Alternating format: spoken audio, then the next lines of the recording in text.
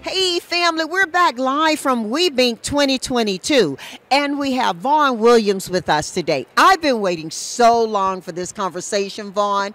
We see each other so often for so many years at events. Absolutely. And I get to talk with you now about things that really matter to us. And you know what matters to me a lot is how you've been. Tell us how you've been. It's what, 2+ years now since we've been in it. Well, I have to say, I've been great in the sense of what I've been through. I am, let me start by saying I am a walking testimony. I was not supposed to be here 2.5 years ago. Y'all, look, he's talking straight at you. Tell him, Vaughn. So 2.5 years ago, I went to the doctor for a physical, and they said, I'm sorry to inform you, you need to cease all travel. You have cancer. I said, I'm not stopping travel. I have a Europe trip planned in 2 weeks. That's Doctor Vaughn. said, but we need to do surgery next week. I said, well, then I guess I'm going to die because I'm going to Europe.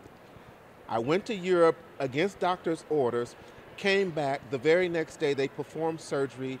They removed the cancer. I couldn't walk for almost 6 weeks because it was testicular. I did not have to take chemo because grace and mercy was upon me. And ever since that moment, I made a vow to just push forward with life and make sure that I make a difference. So being here inspires me to continue to do what I do, and it lets me know or confirms that I'm where I'm supposed to be. So I'm doing good. Oh my goodness, you're doing better than good. Yeah. And you know, guys, a lot of times when we go through stuff that feels very overwhelming, sometimes daunting to us, it does give us a certain level of strength and energy that allows us to just push through. And then for others of us, like me, it gives us a purpose and an energy that says, not only am I going to push through, I'm going to do it dynamically. I've always seen some of that from you, Vaughn. And so all these guys who are watching you right now, why don't you share with them how it impacted you in your whole, especially professional life? So it impacted me spiritually, physically, professionally, mentally, in the sense that it was an awakening. I felt like I hadn't been doing enough, even though I've been pushing forward with initiatives pretty much all my professional life. I felt that I was just going with the flow. And having gone through that experience made me realize that I needed to do more. I needed to be intentional. I needed to impact people's lives. I needed to just be truthful. I need to tell them what's good and what's not. And I needed to not hold back, because what I found is that when I held back, I was defeating my purpose of being in their presence, but I was also defeating my own purpose, which was to make sure that I made a positive impact on someone's life.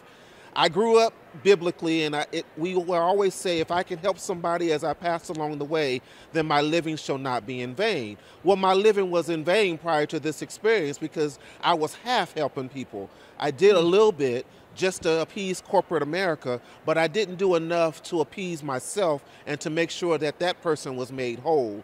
If a person leaves me and they don't feel like they've gotten something out of the conversation or some direction or a sense of where to go, I haven't fulfilled my life's mission. And going through that experience made me realize, boy, you got to do more, because if you don't, you might not get another chance. Now, that's saying a lot because, guys, Vaughn has an impeccable professional career, as I shared with you in introduction earlier. But I got to tell you something. Vaughn, you talk about half helping. I mean, that's like a hashtag, are you half helping, right? What is half helping? Half helping is basically being scripted. Hi, how you doing? Welcome to our booth. What do you do? Okay, well, go to the portal. Yeah, send me an email. Yeah, and I'll respond back to you later. Or, yeah, I'm going to look for you. Don't go no too far, because I'm going to look for you when I'm done. Knowing full and darn well that's the end of the conversation and that's the last time you're going to see that person. That's half-stepping. If you haven't had an intentional conversation with that person in that moment, you don't get another moment. And so for me, I make it my purpose to have that moment with that person, because that person might be on their last leg. And that might be the difference between them losing hope or restoring hope. And so I make it my business now to literally sit there with them And sometimes they say, well, you only have 5 minutes. Well, you know what? The clock is thrown out the window, because if I miss this opportunity, then I miss this opportunity to make a difference in this person's life, their career, and maybe even their business. Because what you fail to realize is that when you don't talk to a person truthfully and hear their whole story, they may leave discouraged. I mean, let's face it, we live in an age of depression, suicide, and people giving up on life. And if you don't sit there at that moment and be in that moment with that person, they might be the next person that you read about. And I can't have that on my hands. So I do what's necessary now. Half-stepping is not doing the intentional and the immediate. Well, I'll tell you something. You talk a lot about being intentional, Vaughn. And guys, for you, before we went live, I was sharing Vaughn's professional career. Why don't you share a little bit about your professional career before I ask this next question, especially where you are and what you're doing now? Certainly. And it'll make it a lot easier for people who just joined us to be able to understand where your conversation's coming from. Okay.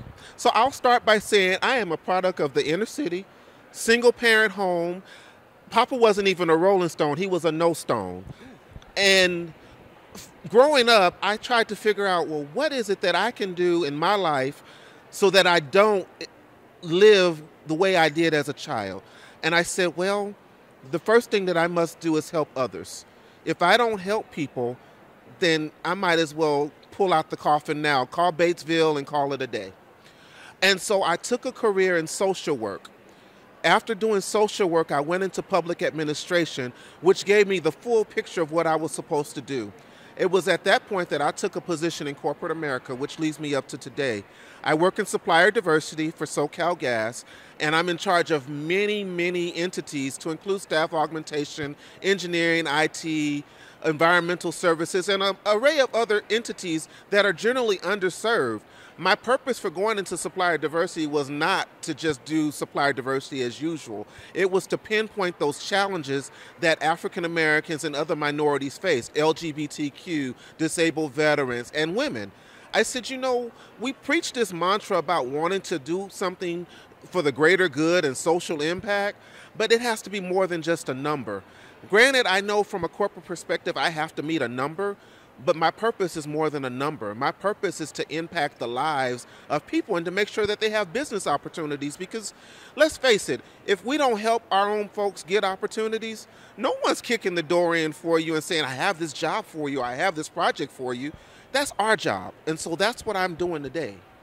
Well, Vaughn, you're doing it dynamically, and I can say that not just from the perspective of, oh wow, I hear great stories about you. You are a very data regulated entity, and you have to meet certain standards, and you are measured from data. Yes. Talk a little bit about that. So I'll just first say, within the utility space, we are regulated by the California Public Utilities Commission under General Order 156.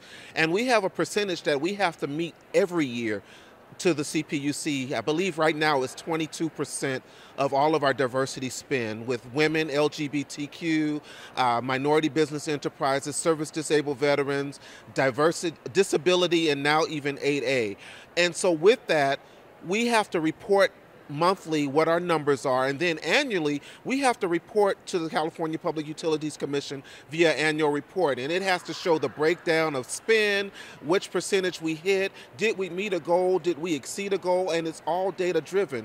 If we don't meet those goals and are able to report on those goals accurately, it can, one, trigger an audit, it can also trigger some havoc from the CPUC, but also it's associated with all of our compensation. And so if we don't report those goals, or if we don't make those goals, compensation is out the window, leadership is in trouble, I'm in trouble, and most of all, I haven't fulfilled my obligation. So that data tells the real story. More importantly, it tells the truth. I can do work all day, but if I don't have those numbers reported and validated on a regular basis, it's all in vain.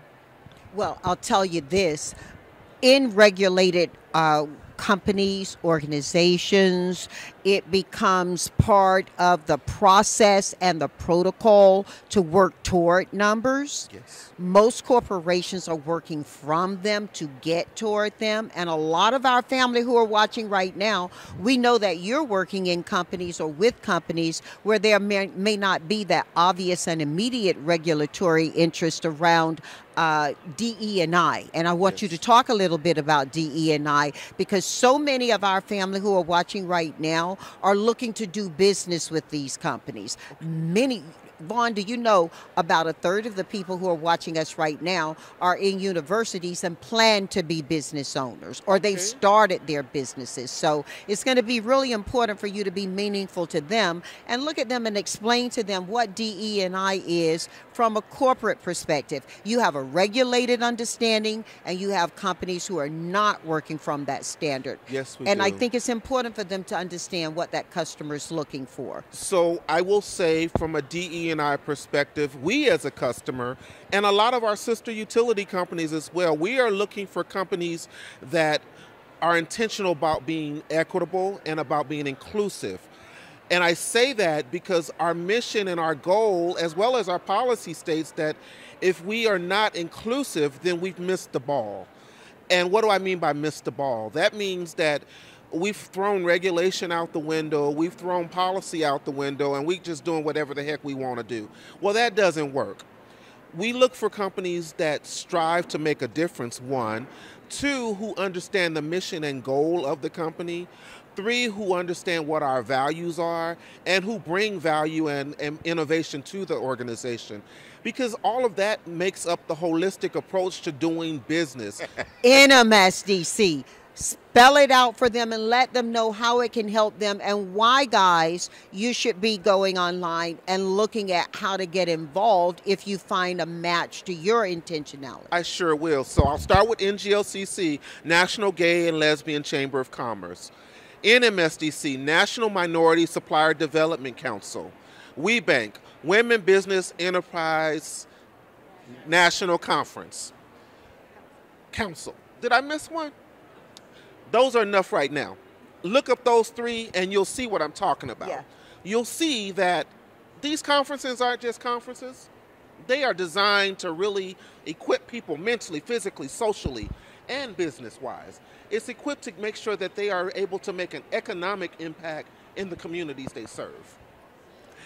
Pull your mic a little closer as you continue. Okay. It's also designed for people like me to come in and meet people in the supply world who offer engineering services, who offer staffing services, who offer janitorial and environmental. People say, well, you work for a utility, you should just be concerned about natural gas. And I have to remind them, it takes a whole lot to run a business. I need a janitor. I need someone to provide fuel for the vehicles that our business people drive. I need someone to buy the vehicles. I need someone to buy the food that we serve. I need someone to serve the food. I need someone who can do the clerical and admin.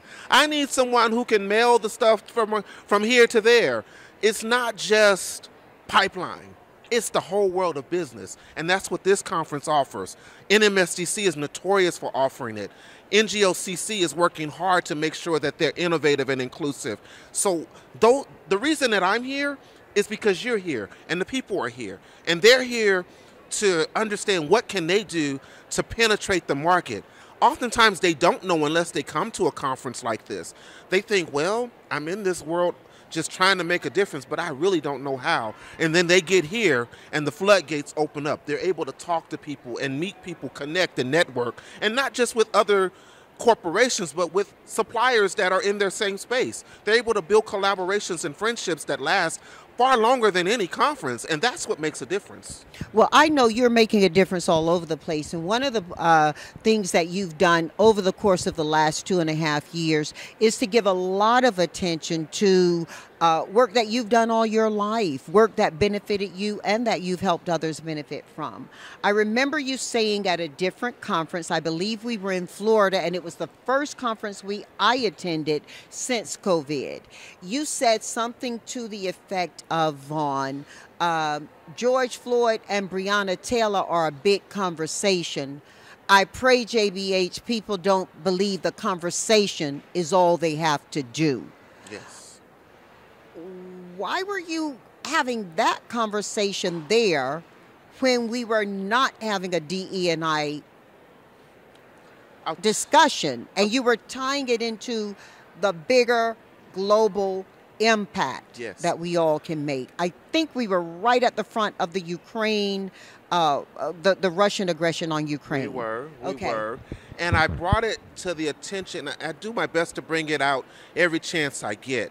And I speak on it because I think oftentimes people, individuals, corporations, they get caught up in a slogan or a media hashtag or something, and they think, oh, we'll put the hashtag up and that's it. Well, you can't do that. You have to actually live it. Breonna Taylor and George Floyd were just two individuals who literally lost their lives because of the lack of diversity, lack of inclusion, the lack of understanding and empathy, the lack of care, the lack of respect. If we leave it there at just Breonna and George, then we're part of the problem. And I don't want to be a part of the problem. I want to be a part of the solution. And I believe that my voice is a part of the solution because I'm empowering others to think beyond the veil of that hashtag and think about, one, what they went through, and two, what the world is going through, and how we need to switch the script, how we need to make sure that individuals are treated fairly, how equity is involved. And you know, you hear diversity and equity and inclusion and you say, oh yeah, 3 good words. But it's not about those words. It's about bringing folk to the table. It's about making sure that they're being heard. It's about making sure that they understand that they do have a voice and that they can make a difference, and then allowing them to put their best foot forward in making that difference. If we just rely on a hashtag, we're just another global sensation. I can't be that. That's not how I roll. So that's why I brought it up. Wow. Well, if you didn't know, now you know. Now I know.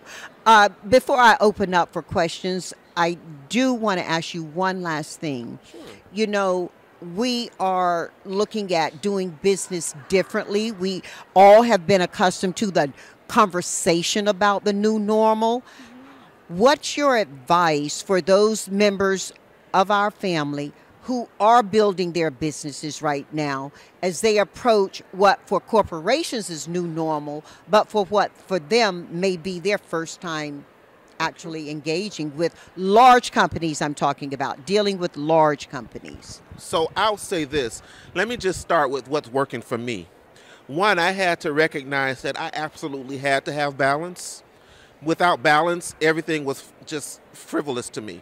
So have balance, understand the mission, your personal mission first. When you're doing business, you can't do business based on what you feel that company might need or want. You have to first start with what you believe in, because you can't be a success if you don't subscribe to your own inner belief and your own mission. And if you don't know what your mission is, stop right there. Identify what your mission and purpose is so that when you go into these businesses, they'll take you seriously. Oftentimes people say, well, I read online that this is what they like, so I'm going to tailor my capability statement for this. Wrong move. Because honestly, corporations can see straight through it. They want someone who's bringing their full and total package to the table. If you bring a portion of you and a portion of what you read and a portion of what people might like, that's not authentic and that's not real. Being in business is not just about getting a dollar or cutting a contract or closing a deal, because once you close that deal, if you aren't true within yourself and you don't have your own personal set of beliefs that you can make a difference in the job that you subscribe to, it's going to fail anyway. Or you're going to be so stressed out at the end of the day, you're going to say, well, why did I even bother doing that? And I probably won't get another contract with them anyway because they know that I didn't bring my whole self to it. So start with that. I bring my whole self not just because I think that it's the right thing to do. I know it's the right thing to do. And some people in the corporate world, they may not, but you have to be true to yourself as a business owner or a business leader, because that's what's going to make them wake up and say, well, let's see, whole self, authenticity, and still able to do the job, that's a prize worth having. Now, on the flip side, if you bring that half self and you say, well, I'm going to do whatever the bullet points say, that's all you're going to get is those bullet points. And at the end of the day, you're going to say, oh, thank you very much. It's great doing business with you. We'll be in touch with you. That translates to, I'm never going to hear from them again. When that check comes, I might as well close the book because that contract is a wash. You don't want that. You want long-term relationships. But long-term relationships start with you being real and true to who you are, but at the same time understanding that there is a mission to fulfill, and how do you integrate the two to become one? That's what I would say. Vaughn, you marry data and circumstance, you marry data and the story of the outcome so well. And I think that's really important that we don't separate those. We've got some folks here who've been enjoying you. The majority of people, there are over 4,000 people who are attending this conference, and the majority of them know your name. Some of them get a chance to ask you a question now. Who has a question for Vaughn? Yes?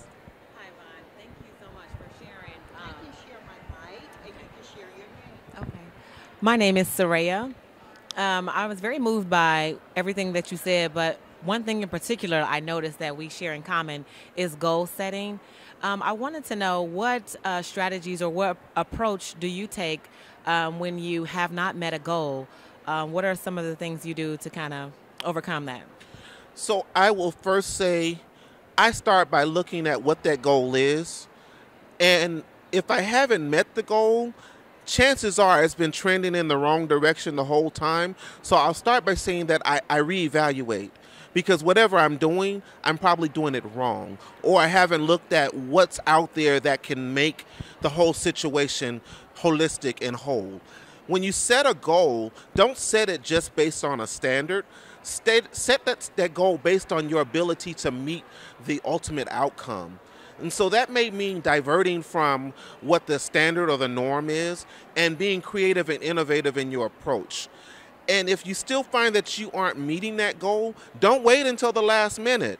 Speak up and say, hey, we've tried every approach, and so maybe we need to look at the goal itself and reassign that goal into a methodology that's going to work. Because if we don't meet it, it's a domino effect on not just me, but everyone that's impacted by the goal.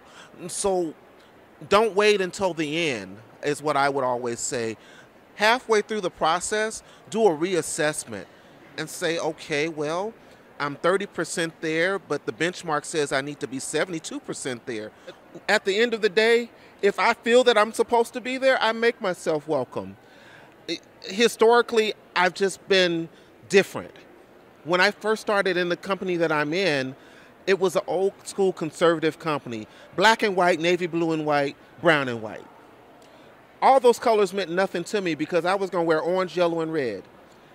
And I started off with that because I felt that I needed to be not only heard, but seen in such a way that I was taken seriously. So I brought my authentic self to the table so that I could be a part of the solution. People say, well, you can't do that, or you can't be creative. Well, if you can't be creative and innovative, just walk on out the door. Don't even look back, because that tells me they aren't ready for what you bring. And if they aren't ready for what you bring, and you can't, in a reasonable amount of time, help them to understand the adaptation process to the new norm, I say it all the time, walk out the door, find out what your options are, and utilize them. That's what I would say. A friend who was a partner in a member 6 organization years ago shared with me, if you're not critical to my company's success, you are highly dispensable. And I think you're talking about that very thing, understanding where your criticality is to a company and allowing that to set the meter for how dynamic you can be in terms of guiding for others, not just bringing your own authentic self to the table. Vaughn, you may know this lady. She's a dear friend of mine. Her name is Paula Madison. Yes. And Paula Madison left New York in a very great job with the NBC organization to take the supplier diversity role at a corporate global level, which meant she had to relocate to Los Angeles. She's since learned to love the area, but at that time she was a New Yorker who was being asked to go to LA in order to do a job. She realized this was a critical role for that organization and decided it had to be a promotion for more than just her in the moment. Yes. And she made 2 requirements before she would accept the role. One, she said, I will report to the CEO. And papers were signed and changed, and the role became accountable to the CEO, reporting to the CEO. The other thing she said is, and I will be allowed to wear an afro to work. Yes. Now, that sounds so insignificant to the bigger question of belonging, as you were talking about wearing the choice to wear orange and yellow versus brown or blue and white. But Paula understood that she had been a news anchor and a newscaster, standing in streets in all types of weather, giving news, having to have a wig. Mm-hmm.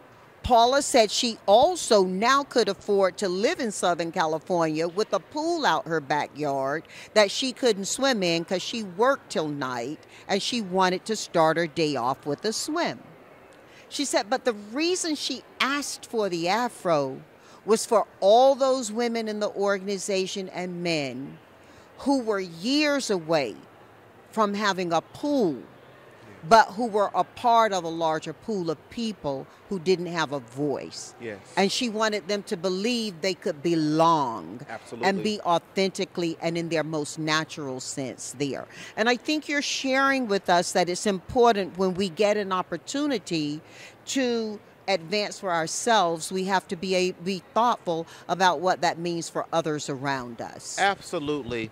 My personal belief and what I share with others, this race is not about me, because if it were about me, I would have won the marathon a long time ago. It's about all those soldiers who are on the battlefield trying to reach a point where they can at least be seen and heard. It's about all those individuals who say, I start my day wondering, do they even take me seriously? It's about those individuals who go to work day in and day out with no fulfillment, knowing that one day, or hoping that one day, they will at least get to the point where they can even sit at a table.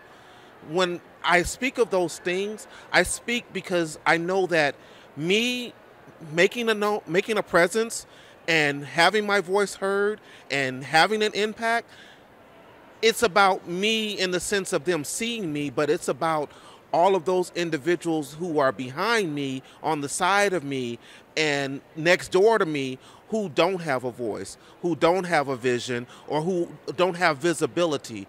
It's so that when I leave at the end of the day, or when I decide, here's my walking papers, they'll say, well, let's look at this one because they have the same mission and mantra, or they have the ability to do what he did, or they can step into his shoes and fill the gap. That's what it's about for me, because I know, I tell people all the time, while I'm in a great space and time right now, everything in life is for a season and it's temporary.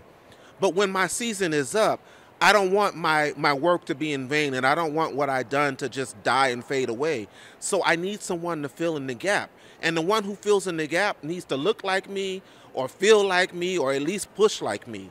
And so that's why I do what I do, and that's why I try very hard each day to make a prominent effect on the individuals who don't look like me, so that they'll have that belief going forward that others like me can do the same thing. Wow. Well, I think we have time for one more question. So, Vaughn, you really shared your question, please. Question?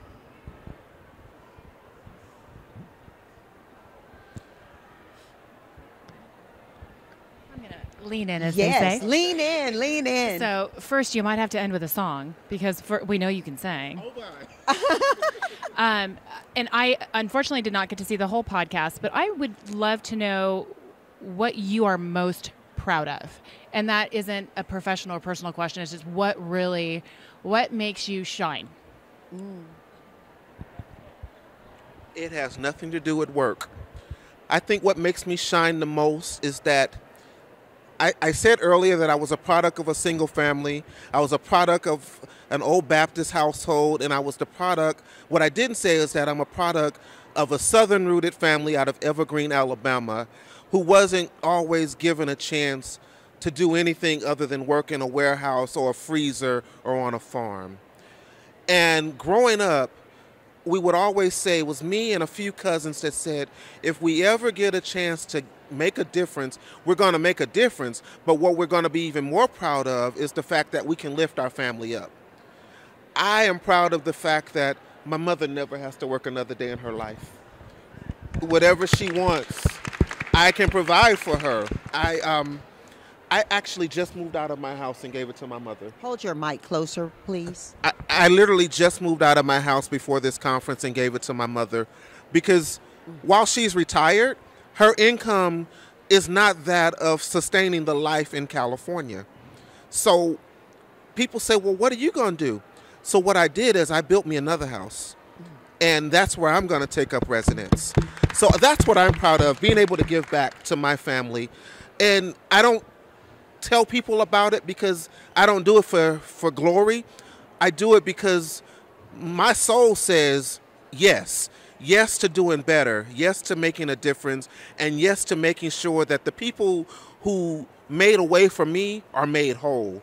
And if I just live for me, then I'd actually be ashamed of me because it took a whole lot of people. They say it takes a village to raise one person. It took a whole country to raise me. Family from Alabama, Texas, Mississippi, everywhere were sending $5, $10 each month to make sure that I had enough money to go to school, to make sure that I had the food that I needed, and to make sure that I didn't have to worry about simple stuff. They didn't have a lot of resources, but that $5 that they gave made a difference. I don't miss a family reunion. I don't miss anything related to family. If I have to stop everything that I'm doing and hop on a plane, I do it because family, for me, it means more than any corporate job will ever mean. As at the end of the day, that's what we have, family. So that's what I'm proud of. And I think that smart companies are understanding that more and more. I believe that certainly all of the circumstances we've addressed here in our conversation, whether it's DE&I, whether it is the Russian aggression on Ukraine, and, you know, I have employees who are Russian, who are Ukrainian, and a whole team of people in Poland right now who are very concerned, caring, and active around this.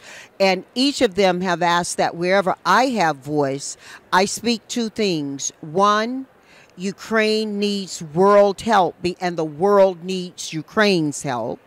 And two, that there are many Russians who are not supportive of aggression.